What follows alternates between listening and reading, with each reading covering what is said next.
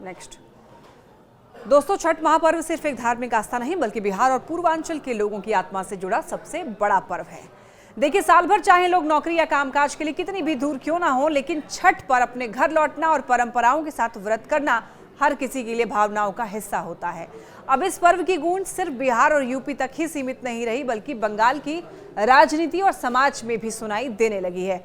इसी कड़ी में पश्चिम बंगाल की मुख्यमंत्री ममता बनर्जी ने एक बड़ा ऐलान किया है। अब राज्य में छठ पूजा के मौके पर 2 दिन की सरकारी छुट्टी दी जाएगी। ममता बनर्जी ने ये घोषणा हिंदी दिवस के मौके पर की। उन्होंने एक्स पर पोस्ट करते हुए हिंदी भाषी समुदाय को शुभकामनाएं दी और ये साफ कहा है कि वो सभी भाषाओं का सम्मान करती हैं। 2011 से ही उनकी सरकार ने राज्य में हिंदी भाषी लोगों के विकास के लिए कई कदम उठाए हैं।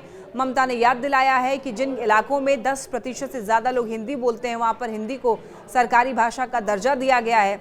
साथ ही संथाली, नेपाली, उर्दू, उड़िया, पंजाबी और कई अन्य भाषाओं को भी मान्यता मिली है।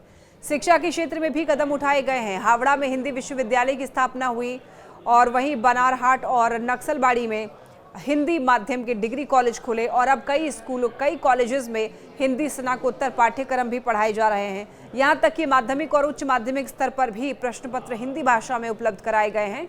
यानी कि बंगाल सरकार ने हिंदी और हिंदी भाषी समाज के विकास को संस्थागत रूप देने की कोशिश की है। लेकिन असली चर्चा इस समय छठ महापर्व पर 2 दिन की सरकारी छुट्टी को लेकर है।